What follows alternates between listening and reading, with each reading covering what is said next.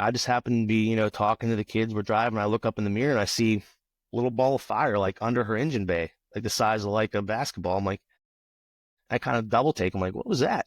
So I slow down. I pull over the shoulder. I'm like flagging her down. I put my arm out the window to pull up next to me. I was like, pull over and get out. You're on fire. And she's like, no, I'm not.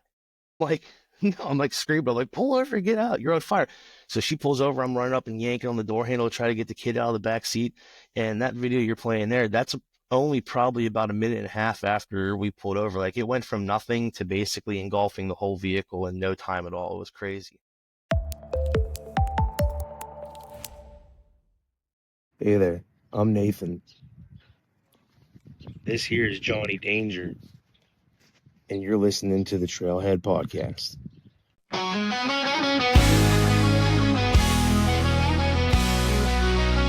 Rev it up, let it roar, feel the ground shake. Pedal down, dust flying, no time to waste. The trailhead's calling, engine power on a roll. This is where trails start and stories unfold. Under starlit skies, where the wild things roam. Every trail a journey, every Jeep a home. Meet me at the trailhead, where the wild ones run. The dust kicks high and the day's not done. The road wide open and the dirt in our soul. This is where trails start and our stories unfold.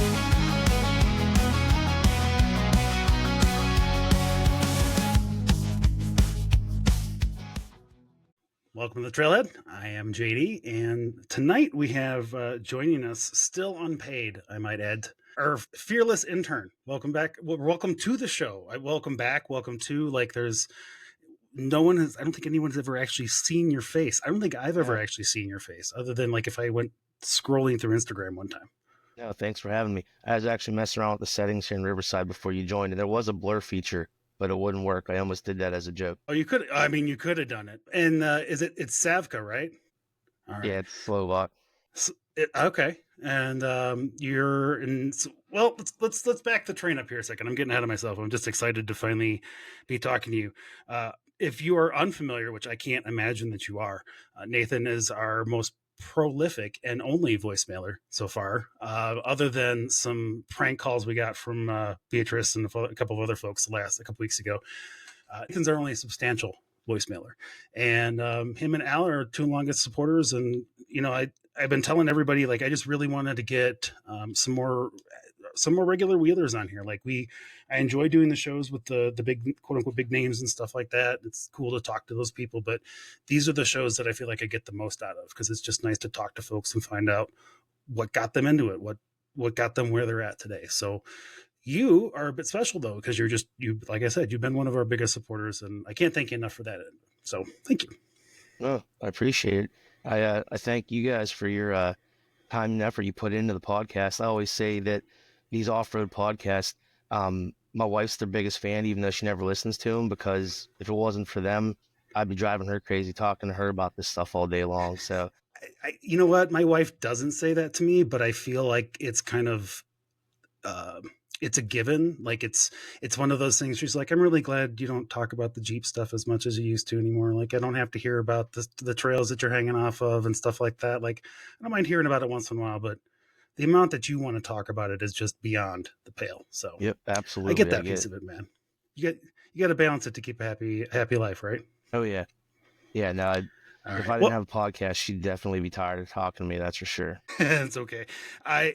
I started this after doing, I used to listen to, I don't have time anymore. I used to listen to the radio shows the Bob and Toms of the world and stuff like that. And that's kind of why I started the show, is because I enjoyed this kind of a format where people just sat down and talked to each other and had conversations about stuff. And lo and behold, here you are doing it all this time later, right?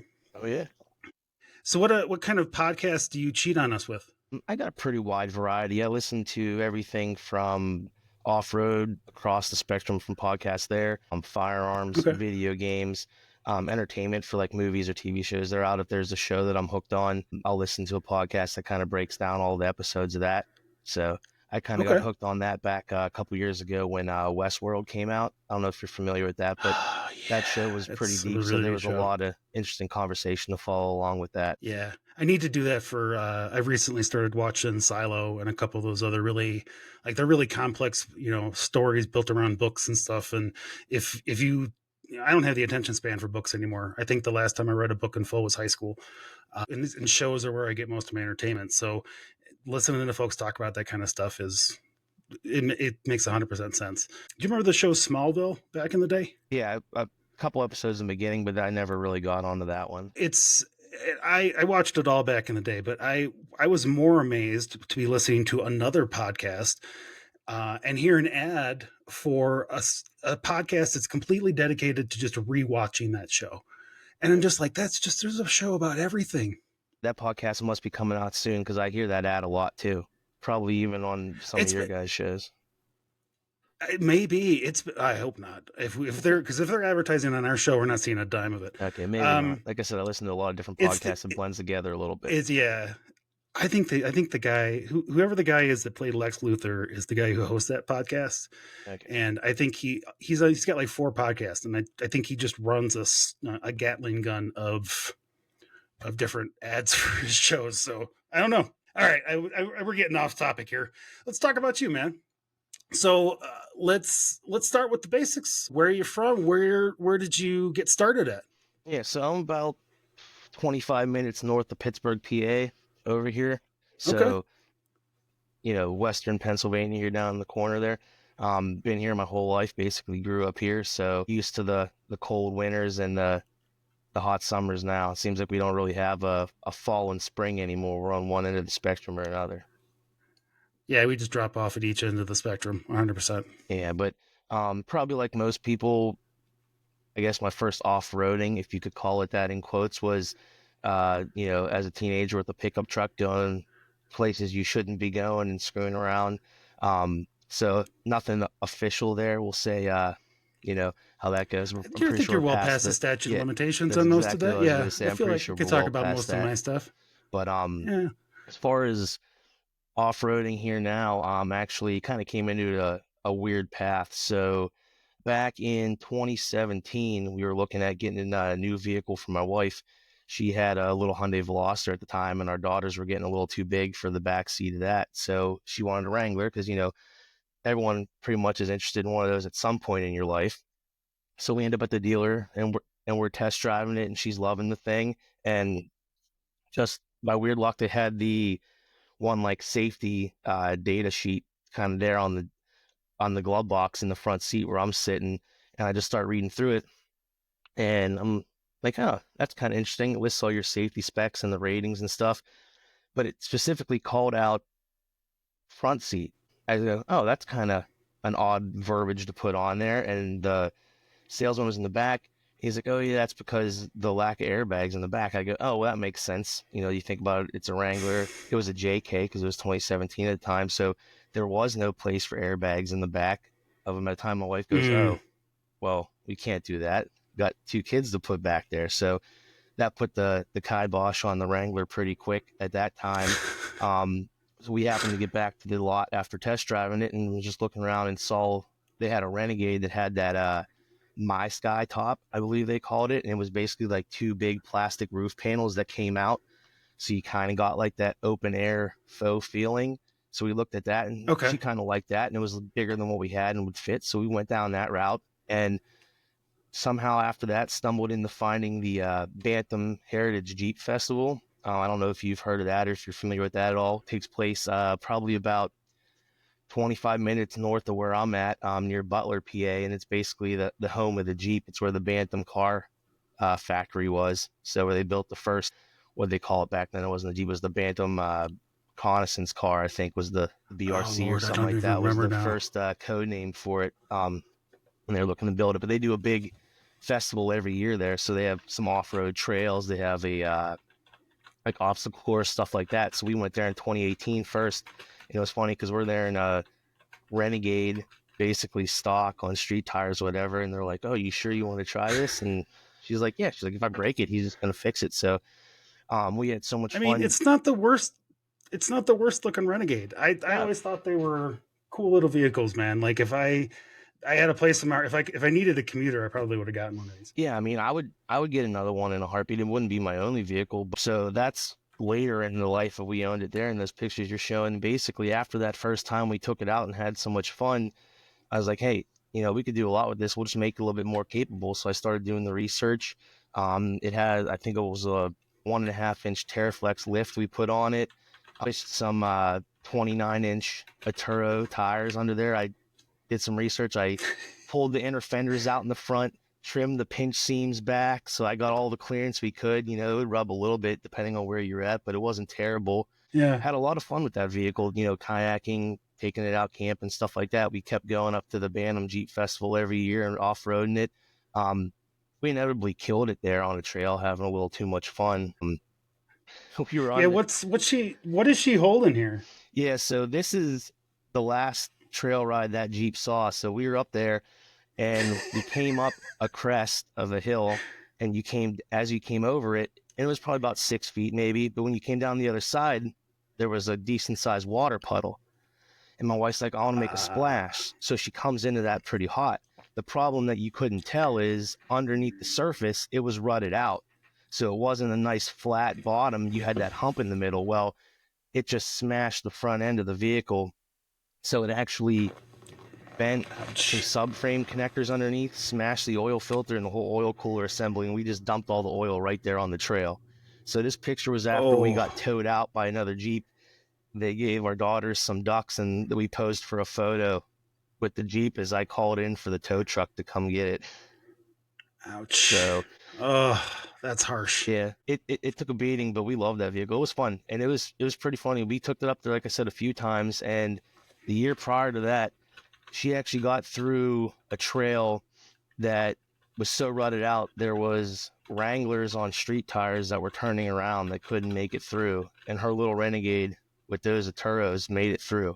Now, we did some belly rubbing, but we weren't afraid of that. So she just, gave it the gas, and we got through and up the hill where they were having to turn people around. So it was an impressive little thing. I mean, here's the thing is Jeep, they are trail rated for a reason. They can actually do some decent trailing, especially it's kind of what you wheel and how you wheel it to a certain degree, and where you're wheeling it, obviously to a large degree.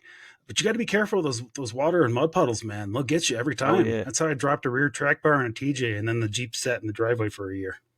Oh, yeah. No, you gotta. I don't know what it is. They love having fun. And my daughter hit one real hard earlier last year up at AOAA, and in her TJ, and we ended up towing her out of it because she hit the water puddle so hard she soaked the distributor, so it started misfiring. So we pulled her out, cleaned it up with some WD-40, and got her dried off and running again. But I was like, all right, we're going to take it a little bit easier on these water hazards. Nice. Yeah, you really have to, just for the sake of your vehicle. And that's just so we had Craig Decker on recently, and he had his rollover in the snow, and we were talking about not doing, just don't go out in the snow. Like, don't go out in the snow.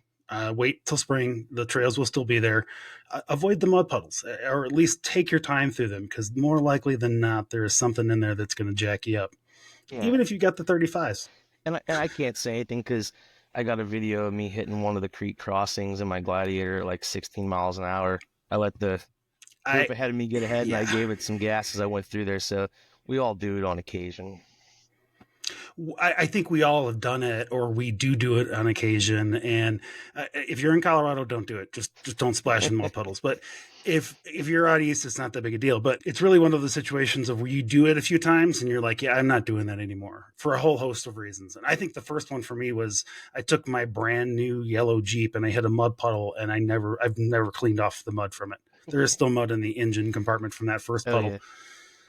That's one of the things I always get a kick out of when I listen to some of these off-road podcasts, and they all talk about how they stick with the rocks, they hate the mud. And being out here and where I'm at in PA, it's all mud all the time, basically. Yeah. And I think I sent you the one picture of I hit the mud pit at Bantam the one year with my roof and my doors off.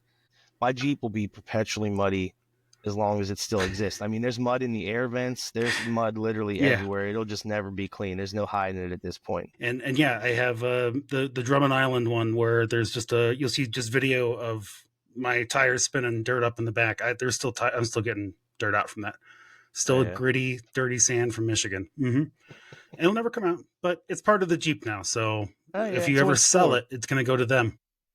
Right, it's memories. It's really easy. I know out here you crawl under a Jeep. If you're looking at buying it, you could tell if it ever left the pavement or not. Because there ain't no amount of Oh, just cleaning that I because the could amount do of to dirt. mine. Yeah, I couldn't get it out of there. Yeah. To be fair, I feel like the dirt there, if you do enough wheeling and don't do too much cleaning, that might be an actual protective barrier against all that damn salt. It at least helps with the salt. Yeah, it might hold the other moisture in, but you never know. I mean, it's something. There's got to be something. My TJ was just a holy mess when I came out here from Chicago, man. So, and I just know it's worse out by you, Oh, yeah. especially just because of you're a little bit further north than I think even I was in terms of just like average temperature and things like that. All right. Anyway, so you've been in Pittsburgh your whole life then? Yep, born and raised. All right. Are you a scrapple guy? Oh, I love scrapple. Really? Yeah. I tried it one time. I couldn't do it. I was in Pittsburgh and I'm like, I got to try it. I'm here at a diner. We went to, there's some diner that was on Diners, Drive-Ins, and Dives. Okay, yeah, he's been out here a few times on that show. Yeah, and it was a great little diner, and they had like, you need a side of scrapple. I'm like, I got to try that. It was not my thing. I don't like Spam either, though. So okay, see, I think love I've said that Spam. I grew up eating that as a kid, and I'll eat that in any form as well. But probably more from a Pittsburgh thing is I'll put coleslaw and fries on like every sandwich. I don't care, burger, whatever. Okay, I get that piece of it. That's fair. Yeah, Everybody's got their local thing, and coleslaw is a thing. Like, I only ask about the scrapple because that's just something that I had to try when I was out there that I didn't care for. So the Renegade, then you had you broke it on the trail in 2021. Were you just not allowed to take it out on the trail after that, or did you just not want to take it out on the trail after that? What happened is after that, my wife goes, I don't know if I want to take this off road anymore, because we were at that point, 2 years from our oldest turning 16, and the plan was she was going to get that vehicle. So she's like, I don't want to abuse this one too much. So at the time I go, well, all right, I guess it's time for me to look at something, because I had a WRX at the time. And by that point we had our third child. So now that was getting a little tiny to try to put 3 kids, one in a baby seat in the back of that car. So I go, yeah, right, I'm kidding. I said, I'm getting a Wrangler, then I'll trade it in. So I started looking at that time. And luckily that was like early June of 21, right before all the automotive car prices kind of went crazy there for a number of years. I always liked the Gladiators and I just assumed they were out of my price range. When I started shopping, I actually found a couple good deals on them. And I actually drove 3 hours into West Virginia to get the one I wanted, because I wanted that pumpkin orange metallic paint. And that was the only one I could find. Okay. So I found it. I talked to the dealership. I kind of had an idea what my vehicle was worth on trade. So, and I've done it numerous times. Like when I've traded in some of my motorcycles, anything that's aftermarket, I'll strip it off so I could sell it off separately, because the dealer doesn't give you any value in that. So a number of things on that WRX, as well as wheels, muffler delete, stuff like that. So I'm like, all right, I'll strip it down later this week, go down on Saturday, buy the Jeep.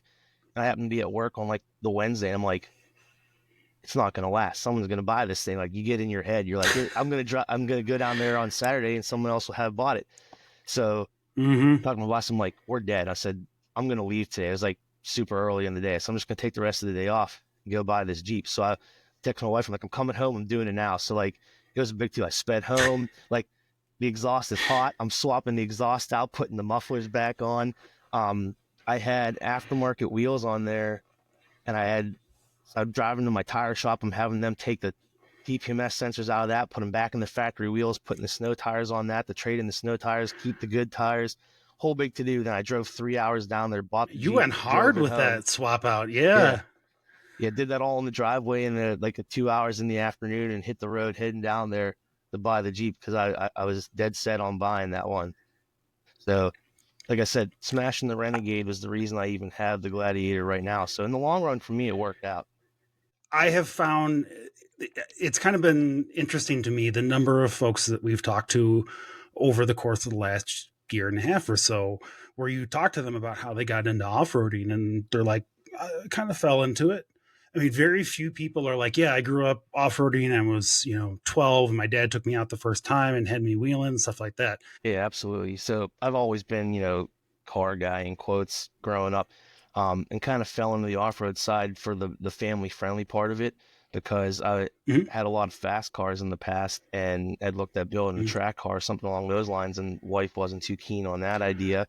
And of course, I can't throw the Just didn't want to. throw the toddler in the back You didn't seat want to and go throw a ton run of kids hot in the laps. in the Yeah. yeah. So off-road was definitely a lot more family-friendly option there. Yeah, I mean it's a slower roll, literally. Like you're typically, and you can control the safety factor a lot better, I think, than racing in a WRX. Yeah, definitely. Yeah. Yeah, because I had a 3000 GT before that, and yeah, broke a lot of speed limits, hypothetically speaking. That's fair. Hey, again, I think you're probably fine on that one. It's been more than 7 years, right? Yeah. Yeah, How it's long been has it a been? Yeah. I probably haven't even, I still Oh no. actually Okay. own that car, but I haven't even probably driven it in about 7 years. It's been parked. So, Okay. Well, in that case, you're probably all right. I honestly don't know. Don't take my advice, kids. I don't know if the statute of limitations is 7 years consult or your not. legal expert, not the podcast. Consult your legal expert and not a legal podcast. Just consult an actual expert. I probably shouldn't be talking about some of the crap I did when I was a teenager, but hey, here we are. Yeah, we survived. Yeah, exactly. Yeah, but it was funny. So, a couple things with the way that Renegade turned out. Learned one thing: my insurance company covers my vehicle when I'm off road, so that was always a boon to know there because I had that thing towed back for the front clip off it, started tearing into it to see how badly we messed it up. And my wife's on the phone talking to our insurance agent or the one insurance person. And she's like, I got a question. If I take this off road and I damage it, does my policy cover that? And the lady's like, oh, that's interesting. I've never had that question before. Hold on. Puts her on hold for a few minutes, comes back. She's like, yeah, so your policy does cover it. Is that you take it off road and you were to damage a vehicle, you could file a claim. And my wife always like, all right, well, I did, and I want to file a claim.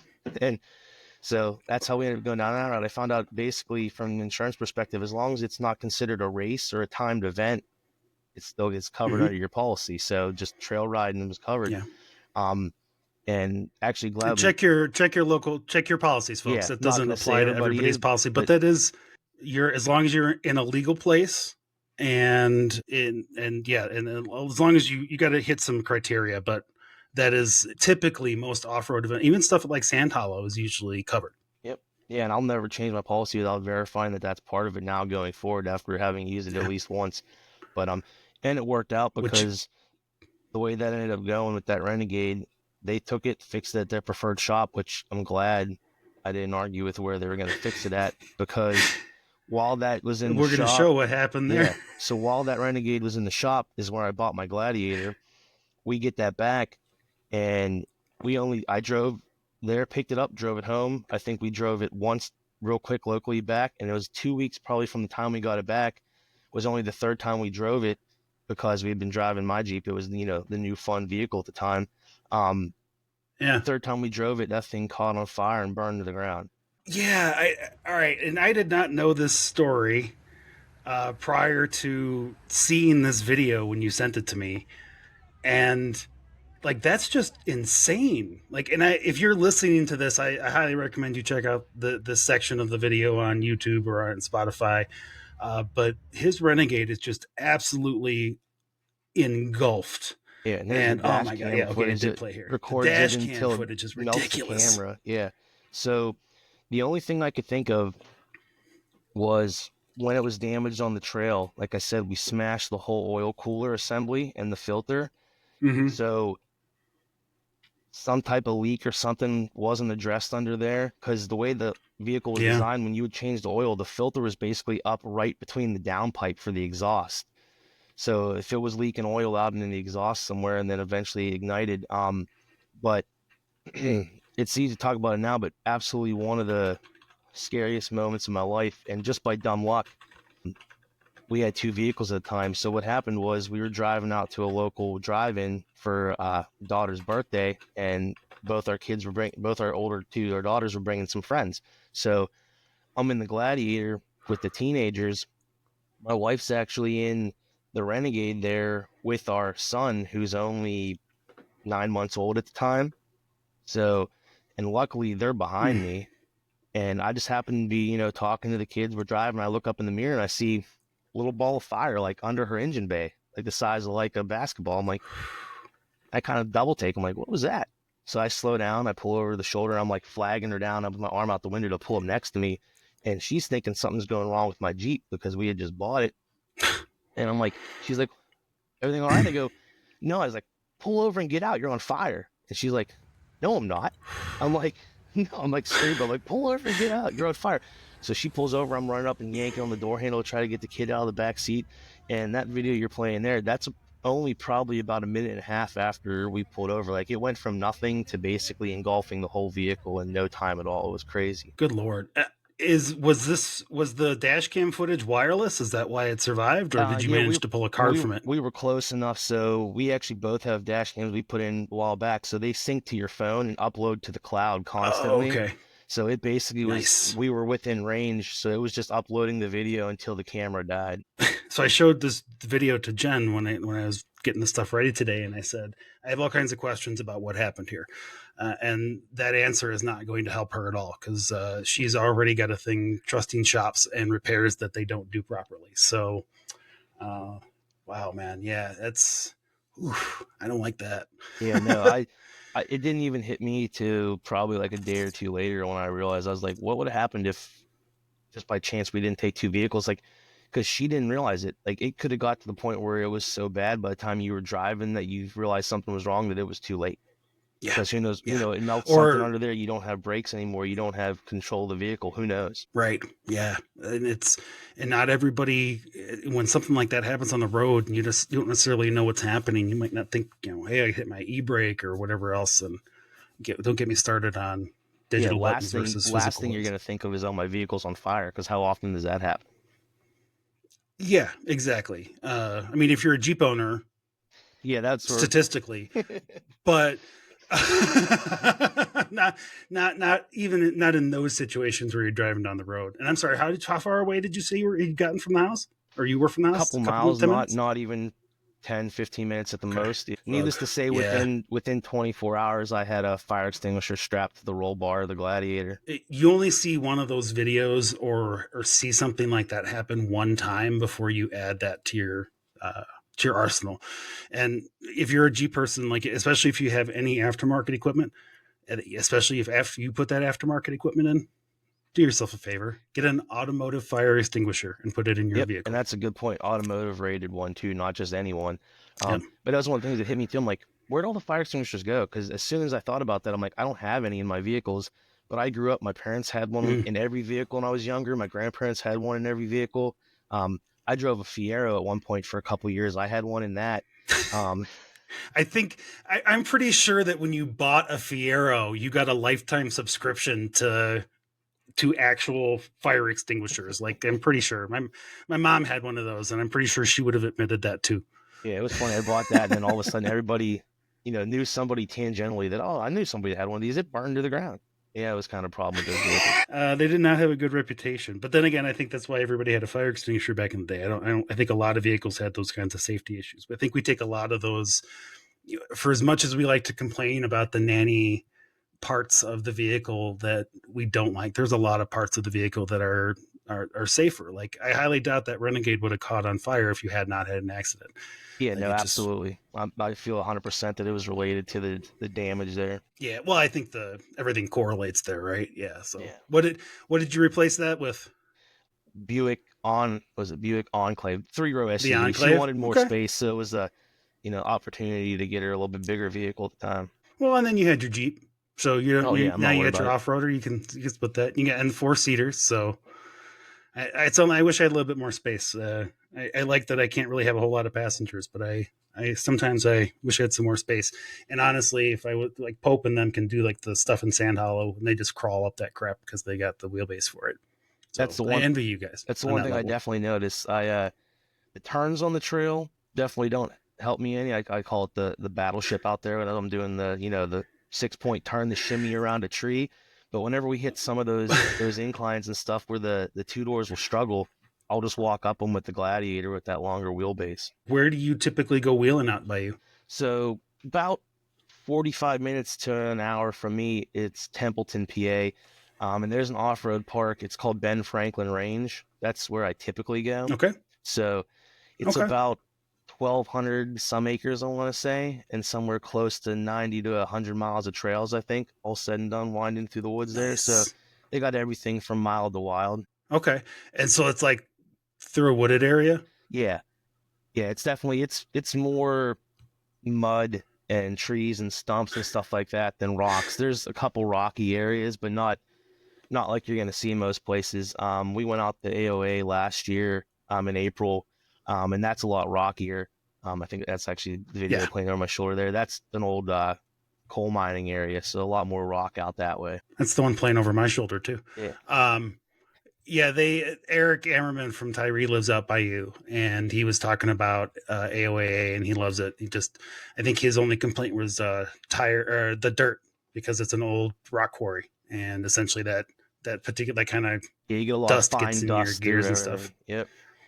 Do you have to do way more of the 6-point turns during the day, or do you have more of the inclines and kind of get around through there without having to do too much maneuvering? It's a bit of both. It depends on what trails we're hitting on that given day. And I don't Okay. mind the tight switchbacks. If I got to do a couple, shimmies to get the turn there, I'm not too worried about it.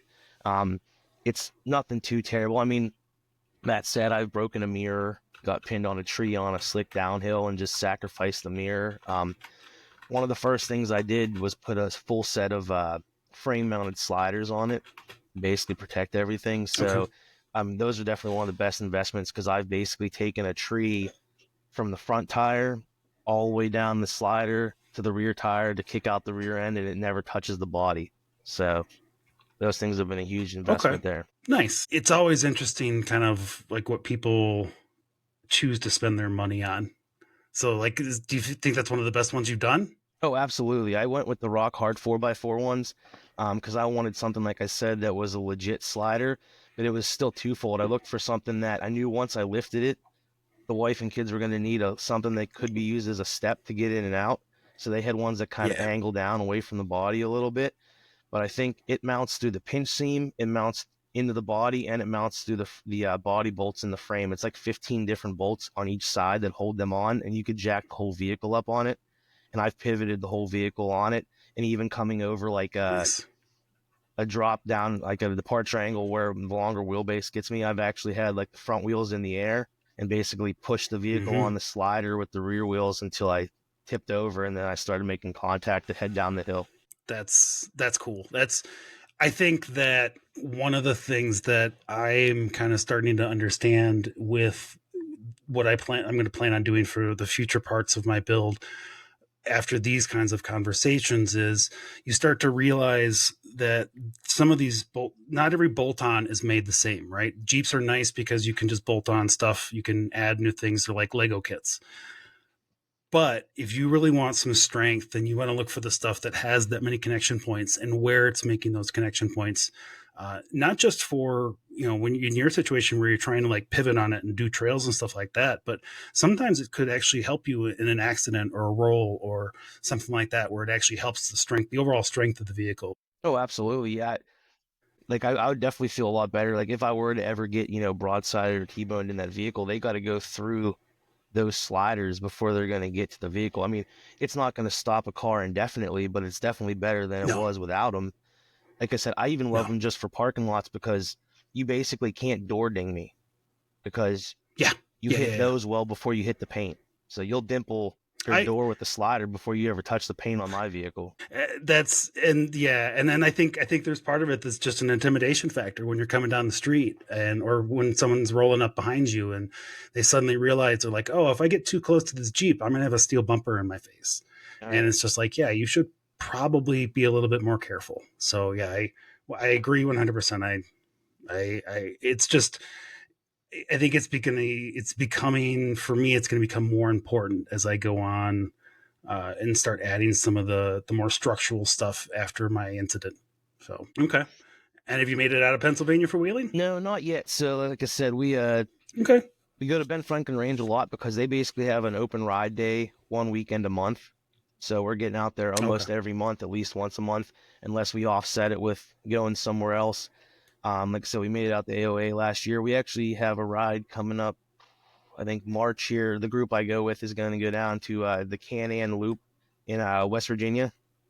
So Okay. it is a trail. It goes through the one national park down there. I'm blanking on the name of the national park right now, but I looked at a couple videos online, so it's not bad. I'd say it's probably like a green to maybe a couple blue spots. So like nothing crazy, but it's supposed to be a pretty nice scenic trail ride. We're gonna make a weekend out of it and stay at a like a B&B down there and stuff like that, so we don't have to rush through. We could get out and walk up. I think there's a couple waterfalls and stuff we can look at. So I know my son will appreciate that. He likes to be able to get out and stretch his legs. Nice. So what's on your list then to once you get out of Pennsylvania? I mean, there's always the bucket list. I'd love to get out to Moab, the Rubicon, all the big ones. So we'll see. Maybe a few years from now. Our oldest graduates high school this June, and then our other daughter's 3 years behind there. So once they both kind of finish high school, we'll have some time. Our youngest, he's only 4.5 right now. So it'll give us a little bit of break there kind of from school where we can maybe do some different trips and stuff like that. We're doing a family trip this year too, which is going to slow down some of my other bigger vacations because we're taking a Alaskan cruise. So that's a pretty lengthy and Everybody's pricey going. vacation as well. Everybody's doing cruises. They're going to Europe, and I'm just here thinking like, what Jeep events can I manage to get myself to this year? I feel like such a loser. All right, well, that's all right, man. Like it's it's one of those things where, especially when you first get into the sport, I think there are certain people that have the opportunity where they can just start, they can go whole hog into it, right? Because whatever their life circumstances are in the moment, they're just like, yeah, I can just go every weekend. I can do this stuff every weekend. And when I started off-roading out here in Colorado, I was able to kind of do that every weekend. And those things have kind of changed a little bit. But for some folks, it just is, it's a slow burn. And once you get there, man, I think you'll find stuff out here. I think you should, and I also think that by that time you'll be looking at other places except Moab. Oh That's yeah, no, just my definitely. I ain't prediction. gonna turn down any. Let's be perfectly honest. I enjoy it. I'm not, Okay. gonna be snooty about where I'm going wheeling at. That's not a chance there. Yeah. But plus, No, I'm not, you know me, I'm not a huge fan of Moab anymore. yeah, okay. I know my wife has a coworker that lives out that way, and they have a Wrangler, and they usually hit there at least once a year or so. So maybe one year we'll meet up Yeah. with them and head out that direction and hit the trails. So use it as an excuse that she can There go you visit go. somebody she knows. But I figured if I get the kids hooked on it, it gives me an excuse to go out more too. So our oldest has the TJ, and she loves that thing. She was wheeling that at AOA on her learner's permit. She did 2 badge of honor trails without even having a license. Oh, that's So awesome. yeah. That's awesome.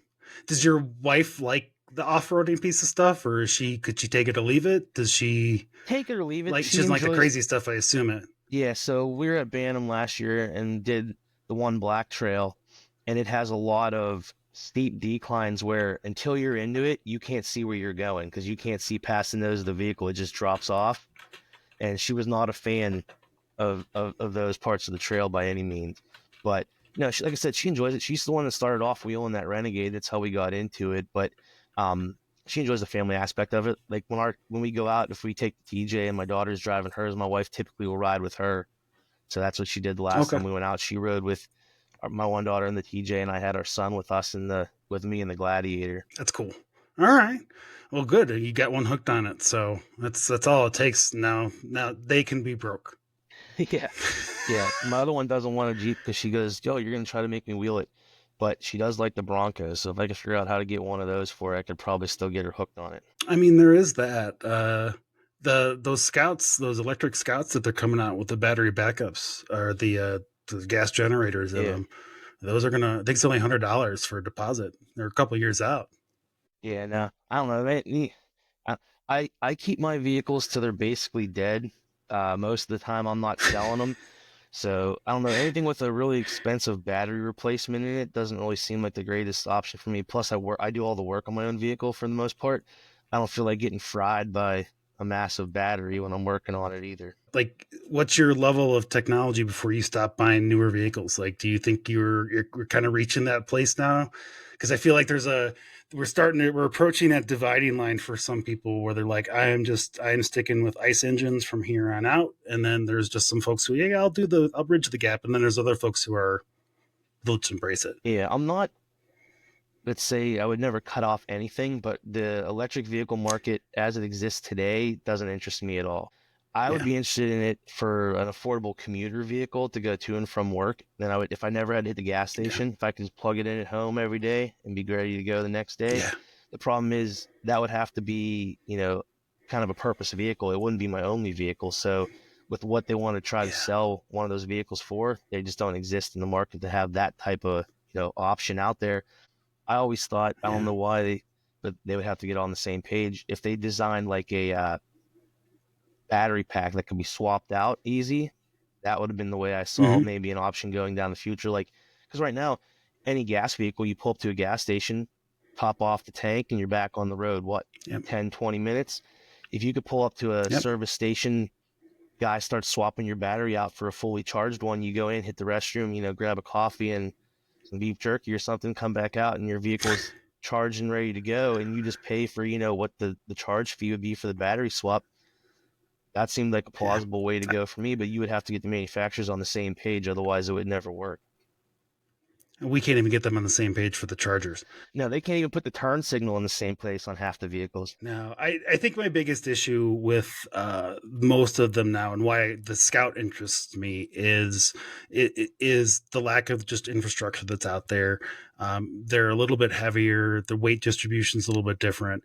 I want that, that quiet running. I really, really want that, but it's I'm concerned about some other pieces of just those things and being off road with them. So the technology is not quite there. And honestly, the biggest thing for me is that it's going to cost you just as much for that electric vehicle in terms of how much you're paying per mile, essentially, because you're just paying for electricity instead of you're paying for gas. And I think that's where people get frustrated because they buy it and they're like, oh, I'm going to save all this money. And then like, I still have, I'm still spending X amount of dollars per month for fuel. Essentially, it's just electric instead of gas. Yeah, you just raise your electric bill at home, or you're paying at a charger. You just basically traded one for the other. Yeah, yeah, and which is fine. Like, there's all kinds of reasons for that. Like again, if you're a commuter, then that makes total sense. And there would have been a certain time in my life where that would have made sense, but that was 20 years ago. So now I drive a Jeep in the mountains. There you go. Plus, like I said, there's still some issues like for winter. Like just last week here, I was driving to work and it was -8 degrees. Electric vehicles don't Yeah, exactly like that kind of weather. I think it was last winter, was it Chicago, where they had to tow all those Teslas because yeah, they were dying. They were at the chargers. It was so cold they wouldn't even charge, so they had to tow them all to the yeah. dealership. Like the technology's come a long way in a very short period of time. It's just I know I think for certain sections of the crowd like us, I just don't think it's just not there yet. I think that's why that's why I'm really excited about the Scout. It's a very, and it's a clean looking truck. It's just we'll see. Yeah, We'll no, it see. is It's 2 exciting. years away. We'll see if it actually happens. I like the retro style of it. I think they're going down the right road there. Yeah. Like I said, it's all the longevity of it. So that's where my concern would be. Like That's the other even piece with of my things too, Gladiator, right? there's Mm-hmm. enough electrical stuff in the vehicle where I'm like, at what point is it just no longer feasible to keep it on the road? Like I can throw parts, I Yeah. got no problem unbolting stuff and bolting stuff back on. But once you start getting in computer gremlins and stuff like that, at some point it's just unattainable to keep it on the road. Now I want to keep it around for a while because my son was born in 2020 and the Gladiator's in 2020. So I'd love for him to have the opportunity to drive it at some point.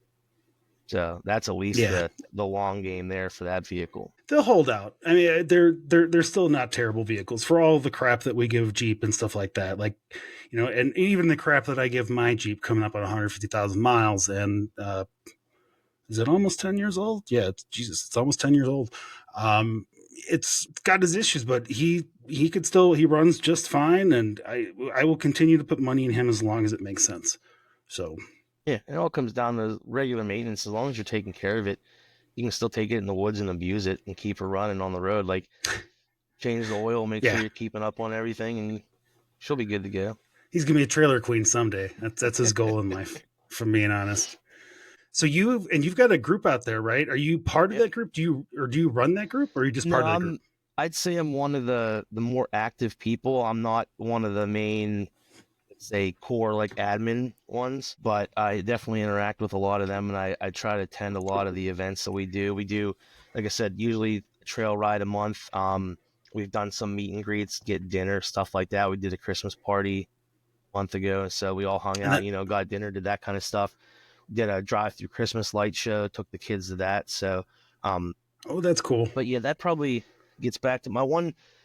As I got into off-roading, I think one of the biggest draws for it too is the, let's say, family aspect of it, where, to be honest, I think you get to a certain point in life where, or at least I felt like you used to get to a certain point in life where you didn't really make any more friends. You picked up some Yeah. acquaintances, and then people kind of just moved through. You knew them for a little bit, then you went your separate ways. And I get it, because we all, you grow up, we get a lot more responsibilities, we're busy, we got stuff going on.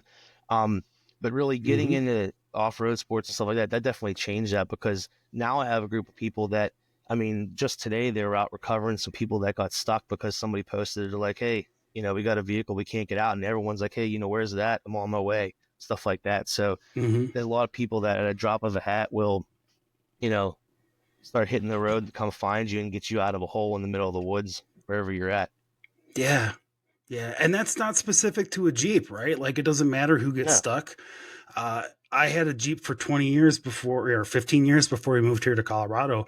I didn't understand what the off-roading culture was until I got out here. And then, and I went up on this road here where I killed my TJ, and random people driving by in their redneck pickup trucks in the middle of the forest were helping me out, getting me out of the snow that I got my stupid self into. And that was kind of the first taste. And you're like, wow, these folks are just willing to help anybody out then, huh? And then you start getting into it and you find out, okay, this is bigger than that. Like there's events and people get together, and then a year later it's all of a sudden like, well, I realize now I've got like 5 different people I talk to on a regular basis that I didn't have any friends when I moved out here. So I think that's been some of the greatest part of it. Yeah, and I'll plug them on here since it's a good group. It's a Wheel and Upright Western PA on Facebook Yeah. if anybody's looking, if you're in the area. But that's the one thing that I'm in a bunch of local groups out there, from this area, but that's really the only one that I really go out with, simply because not only is it a great group of people, but it's not Jeep specific. Yeah, 99% of us are all driving a Jeep, but we have, Tacomas that come with us, Broncos, whatever that happens to show up that day. Yeah. There's occasional Samurai, a side by side, whatever. It's not, limited to just Jeeps. That's great. Yeah, and I think we're getting better at that as a community, and it's nice to see groups just kind of embracing it. I think statistically, you're going to run into more Jeeps just because that's what's out there, and for a lot of people, I think Jeep is a really good entry level vehicle into the sport, especially because of what it can do kind of at a stock level. And I think it ends up just being a lot of people's first vehicle. Although the Bronco made some serious inroads in the last couple of years. I see a lot more of those on the trail. Yeah, definitely seen more. The Go Topless event last year in Colorado felt like a Bronco parade. Like I was just like, this is supposed to be a Jeep event, and it was just funny to me. Yeah, and like I said, great group of people, because my son, he's 4.5, he's nonverbal autistic. He loves riding in the Jeep with me, but like even we'll be getting ready, we meet up before we gas up at a local gas station, kind of go over the game plan, and then we all kind of convoy out to the park to be there when it opens. And the one time we're standing in a circle and he's just hopping around having a good time. He starts splashing a puddle. I'm like, hey buddy, I'm like, don't do that. I mean, I didn't want him to splash the one lady that was standing there, and instead she splashes and plays in the puddle with him. Like, I couldn't ask for a better group of people. That's really great. Is he likes going out in it and doing it? Oh, absolutely. Yeah. He's very, so with autism, there's a lot of different factors that people could have, that's, spectrum there, but Mhm. he's very sensory seeking. So he loves lights, Oh, sounds, music, the visual stimulation. Like when we're driving down the road, he wants to look out the window. He wants to, take in everything that's going on. He loves the summertime. When okay. the doors come off, he's like in heaven in the back of the Jeep. Loves it. I think that's one of the pieces that I think a lot of folks don't talk enough about. Like it's just kind of the therapeutic benefits of either wheeling in general or getting out in nature in general, or and any combination of those two things. And whether or not you're autistic or not, I think there's that sensory experience that you get when you're out there is important. And I think a lot of us are missing it, and it shows. And the fact that he can tune into it directly is amazing to me. That's awesome. Yeah, and like I said, with everything going on and how, connected we are all the time, there's something to be said about being in the woods and your phone's in SOS mode and you can't get an alert, a text message, nothing. Like unplugging like that Yeah. is definitely nice. And like I said, he comes with me every time, and there's a lot of times it's just me and him in the Jeep, and I just talk to him the whole time, and we have, I hope we're building some memories that he'll have for the rest of his life. I know I'll have them, and I always say he loves me to drive the Jeep like I can afford to fix it, because the bigger the bump and the harder the hit, the louder he's giggling and laughing in the back seat. So there's some times where, I'm coming up an obstacle way harder than I should be, but it's all for him. Not, okay, I'll say it's all for him, but I enjoy it too. But definitely, it's a good excuse. Yes, exactly. I get you. Good excuse to be a little harder on the vehicle than I probably should be. That's all right. I think you're the good part about what you're doing is you're doing it in a bit of a controlled environment. So go a little bit harder if it makes you both feel better about it. Yeah, absolutely. Yeah. But I did get stuck a little sideways the last time we were out there in December, and my oldest daughter, she actually climbed up hands and knees on a slippery, muddy hill to get him out of the back seat before we hooked up the winch to try to keep me from tipping the thing over. So once he was out of the vehicle, I know my wife could breathe a little sigh of relief, because she was watching from the bottom of the hill. Yeah. Oh, I remember when you called in with that story. What do you want to tell the folks who are listening for the first time what happened to you? Yeah. So the only real time I ever really get in trouble with the Gladiator out on the trails is when it's slick enough and the back end, being a truck, is a little bit lighter. Sometimes it'll want to come around. It's happened to me probably 3 times. Never as bad as the last time, but basically it'll start sliding and there's almost no way for me to pull it back while driving. I almost always got to hook up a strap or a winch, depending on, because it's usually an incline, and it just decides it's going to that incline. Like the one time I had to cut a corner on a trail because the ass end decided it was going that way, and I was either going to steer with it or it was going to spin me around sideways. So the last time, I think I sent you a photo of it too. It was coming down. It doesn't look as bad in the images, but we made kind of a left into a downhill, and I'm just following the vehicle in front of me. And as I start going left, the back end decides, hey, I'm coming with you right now. And there was 2 sets of ruts, and it was kind of like a harder line to the left, which I didn't see when we first came up there. I followed everybody to the right line. But in the middle was a big berm kind of separating the 2 sets of ruts. And eventually got to the point where I had the slider into that, and the vehicle started kind of rocking side to side. And I was leaning enough that I was basically up against my door. If I took my seatbelt off and opened the door, I would just fell out of the Jeep. So I'm like, it's probably a good time to hook up a strap or a winch and not, test it here. I don't need to have this thing barrel rolling down this hill. It wasn't worth it. So next time we go through that section, I'm just going to take the hard line on the left. I got enough tire and suspension to get through it. I just didn't know it was there when I started going. So, but that was that day. It started off, it was like 20 degrees and everything was icy and frozen over in the morning, and then it rained all midday, so it kind of turned into a slick mess. That's usually how that ends up happening. That's all right. Well, my only issue with that story, sir, was you referring to that as pulling a JD. I believe that's what you referred to it, and I was unhappy with that assessment. You had a couple months back, getting yourself completely sideways on that trail. Yeah, well, I think the lesson we both take from that is to stop when you realize that you've screwed yourself. Don't try one more thing to get yourself out. Just stop and make some better choices. Yeah, it wasn't worth the risk at that point. There was other options. Yeah, exactly. Well, I feel like we're getting towards the end of our time here, man. What else should we cover? What else should we know about Nathan? I think we covered a good bit of it. Like I said, just really enjoy what you guys are doing with the podcast. Keep up the good work. I'm going to keep listening and calling in with thoughts and stuff as I go. Sitting there furiously typing in messages on Fridays, giving you my 2 cents on the topic you're talking about. So here's the fun part now. So now you will have an interview episode, which means you are now invited to a Friday night show. Anytime you want to come. There you go, to crash the party. you can crash the party. In fact, if you want to come on, I'm not even going to tell anybody you're coming. And since they don't listen back to the show, at least not completely, well, I take that back. Pope and Randy usually do, and Alyssa do, but usually by the time they listen to these episodes like a month after I actually post them, but they just don't get around to it. So they miss all the good stuff. And then I get complaints from them later about, why did you say that about me?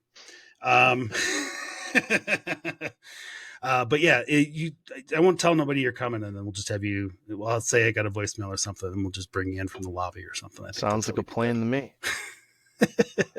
Nathan, I really want to say thank you. This is a face-to-face opportunity just to say thank you. Like you and Al, like you guys, quite frankly, you're our two longest supporters. You guys have kind of been with us since the get, and you're part of the reason why we still do it, and part of the reason why I still harass people to call us and leave us a voicemail and do stuff like that, because I love the fact that you do it, and I want other people to do it too. I think it's cool. I think it's fun when we get to interact with you guys like that. So thank you very much for providing that for us for the last year or so. Yeah, no problem. Like I said, I appreciate all the work. I got the easy part. I get to make a phone call once a week as long as I don't get too busy and forget. You're the one that has to record everything and edit it. So definitely appreciate the effort you're putting into it. It's a labor of love, and much in the way that we work on our Jeeps and we do all that stuff, kind of get us back into and from the trail. It's the same thing, week in and week out. It's just, I enjoy, talking and having these conversations with folks. I really like having these conversations with, wheelers and folks like yourself who are just out here, just having a good time with their families and figuring out what off-roading means to them, whether that's, hitting it hard every weekend or trying to get there at least once a month, man. Like you're wheeling more than some people I know that live here. And like you're making an effort to get out there and do it, and you enjoy talking about it. And you're part of the reason why I keep doing this. So thank you very much. I'm good. And every time I see you post your videos, I'm going to have to buy a drone one of these days. You definitely have me jealous of that. Well, we'll talk off the air, but I might be able to sell you. We might be able to work out a deal. I gotta get some Skydios repaired that I have before they stop repairing them, and I might have an extra drone to sell you. Yeah, I got to run that past the Minister of Finance. That's the nice part about it. It would be pretty cheap. Having a drone's been, I got it for Trails Off Road, and then it's just been really awesome to have that footage, later. I'm making a big effort to actually show it to everybody this year. I don't feel like I've done that. So yeah, you just got to keep posting what you enjoy doing, and the people will find you. And that's how you found us and how we found you, man. Yeah. Luckily I was recording enough random stuff. I was like, I don't know.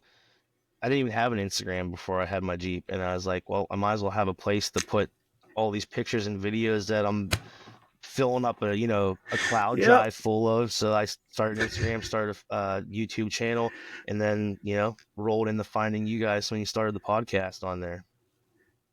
There you go, man. I'm warning you though, you get that drone and then hard drives become a problem. So I'm running about 30 terabyte of video. Jeez, all right. Yeah, I thought I was crazy when I'm pushing my 2 terabytes on my cloud storage.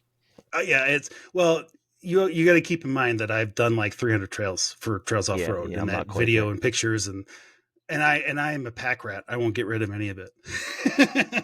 So I get that. That's my problem too. I don't delete any of it. No, but it's okay. When I'm old and gray and can't get out there anymore, I'll have that for them to turn into a VR thing for me to sail off into. All right, Nathan. Well, thank you very much. I got a question for you, because I don't know if it come up on the podcast. What's your one big, money, time, no object goal that you'd love to do off-road related? Well, I'm going to throw this question back at you in a second. I think that my biggest one is really Iceland. Like I really want to do that Iceland trip. I want to go in the winter. I want there to be snow, and I want to get the guys out there with I think there's a company called Arctic Trucks or something like that. I'm going to try to get them on the show, and they just make these beasts of vehicles that just run through the snow and then through the fjords and all the rest of the crap. Like everything that they've got, it's gorgeous. Colorado's pretty. I love it here. I wouldn't trade it for the world. Moab and Utah, and I'm sure California will have a lot of those similar kind of features to it. It's just the video that I see from those places. And when Dan Grech, I think Dan Grech is in that region, and I'm looking forward to talking to him when he gets off of his current trip, because it's a bucket list item. It's just really expensive, like a week-long trip, because you can't really, I don't think you can bring your vehicle. I think you have to rent it. Typically that means like going through an agency. And I think Pierce from Jeep Jamboree was even saying that even for them, it was, their prices were coming out to like 10 grand a person for a 7-day trip. Gee, yeah, I mean, it makes sense. That's a lot. So what about you? Where would you, if money wasn't an object, where would you airdrop your Jeep to? I don't know about anywhere in particular from that. What's the one that runs basically from like Alaska all the way down the one, like the Pan American Highway or something? I think they call that one. Pan American Wouldn't Highway. mind Yep. doing something like that, some crazy trip. But yeah, it's really more of a time probably than anything else. I mean, obviously there's going to be a decent expense regardless of which way you go, but something like that to be able to do some crazy trip, you know, with the family. Like the one thing when we went to AOAA, we rented this really nice cabin like on a lake, and like it was beautiful. And just, you know, didn't even have much time at the cabin because we spent all day, you know, every day we were up there basically at the off-road park, or we had a big, you know, fire and hangout with the group we went up with. But, you know, something like that, some kind of long form adventure where we could, you know, take the kids and hit a bunch of trails and, you know, kind of explore the country or something like that. One thing that I did when I was younger that I really liked is we took a family vacation out to California, but we took a train out. So from Pittsburgh all the way out to Anaheim, we were like 5 days on a train, so out through the Rockies and everything, and that was a pretty cool experience. Yeah, I think there's a whole generation of kids that don't understand how cool train rides can be. Like, you just get an opportunity to just let everything pass you by while you just sit there and enjoy it. And yeah, it's actually on my list of things to do as a side quest, is to do one of those. I think there's a train called the California or something that runs between here and California from Colorado, and it's just I really like to run that trip. So yeah, that's so what I would recommend to you is if you didn't, I'm sure you did, but there's an episode where we interviewed Dan Grech from The Road Chose Me. And that was his first thing. Like, he basically hoboed himself across the Pan American Highway from Canada to Colombia, and then sold his Jeep before coming back. I do remember that. Is that the one he sold his Jeep? Yeah, I think that's the one he sold his Jeep. Yeah. But he's got a whole series just on his YouTube channel, just on that trip. So if you wanted to actually kind of research what that might take for you, I couldn't even imagine doing it with, I mean, it might not be too bad with just the one kid at that point then, but I get from talking to you, I feel like you'd want to make that a family adventure where y'all go. Yeah, absolutely. And my one thing, my biggest issue too, not the biggest issue, but one of the other things is my wife gets car sick. So she survives the trails. The trails don't bother her, but the highway driving in the Jeep will kill her. So we got to definitely avoid the highway if we're doing something like long form vacation style deal driving. Yeah, you'd have to get the Jeep like sent wherever it was you were starting, and then plan as much as you could off pavement. Yeah, so. there's one, I believe they're in Ohio, there's an off-road shop. They were on a podcast, I heard them talking. They do an event out in either Moab or Rubicon each year, and they basically put the Jeeps on a train from Ohio out there, and then that way you're not driving cross country.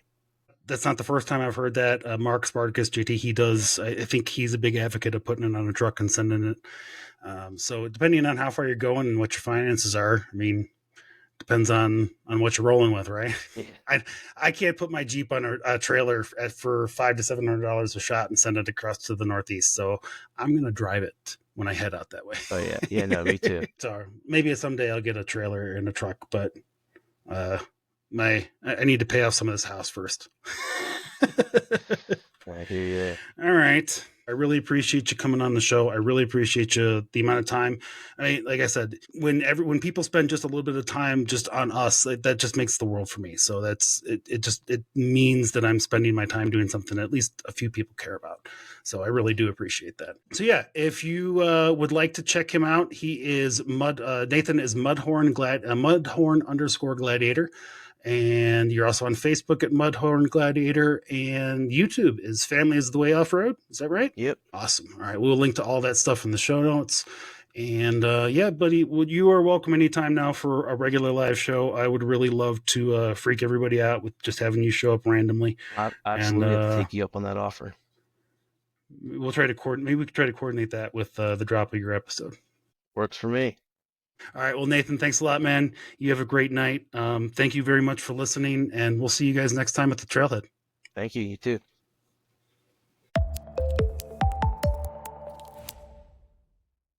Hello, Trailheads, and welcome to the Trailhead. Before the trails start today, we need to have a short safety meeting. Off-roading is an exhilarating but inherently risky sport. The insights and opinions that are shared by our hosts and any experts or guests on the podcast are intended to inform and inspire, not replace professional guidance. The Trailhead guests, partners, and any sponsors are not liable for any actions that you take based on what you hear. It is your responsibility to seek professional advice and make informed decisions, especially when attempting potentially dangerous activities. Always check current trail conditions and comply with local laws and regulations. Off-roading requires careful preparation and respect for safety, so ensure that you're well prepared before hitting the trails. And now that that's out of the way, buckle up and let the stories begin. Grab it on, Anthracite.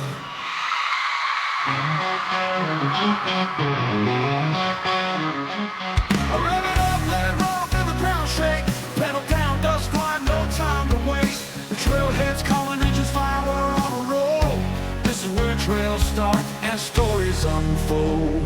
Under starlit skies where the wild things roam. Every trail a journey, every jeep a home. Meet me at the trailhead, where the wild ones run, where the dust kicks high and the day's not done. With the road wide open and the dirt in our soul, this is where trails start and our stories unfold. When the trail gets tough, we crank it up, dig down deep, yeah, we never stay stuck. Jeeps on the ridge, friends by our side, off-road family, it's one hell of a ride. The rigs keep rolling, the days weren't thin, gonna tell our stories, not the trailhead again. Meet me at the trailhead, where the wild ones run, where the dust kicks high and the day's not done. With the road wide open and the dirt in our soul, this is where trails start and our stories unfold. Meet me at the trailhead where we roam, where the trails start and stories unfold. Whoa, when the trail gets tough, we crank it up, where the dust kicks high and the day's not done. With the road wide open and the dirt in our soul, this is where trails start and our stories unfold. Oh, where the trailhead start. Woo, thank you. Oh, where the trails start, the stories unfold.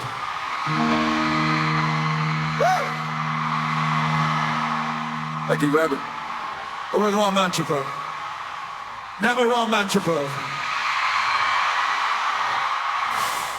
Thank you. Woo. Woo. Woo. Woo.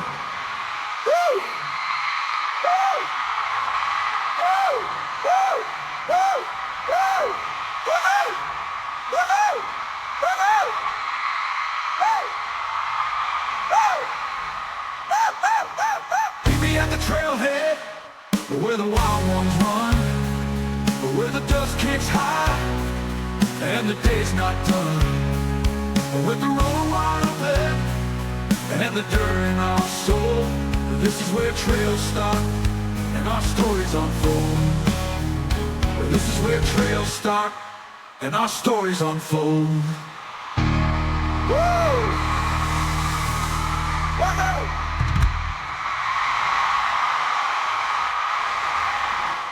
Thank you.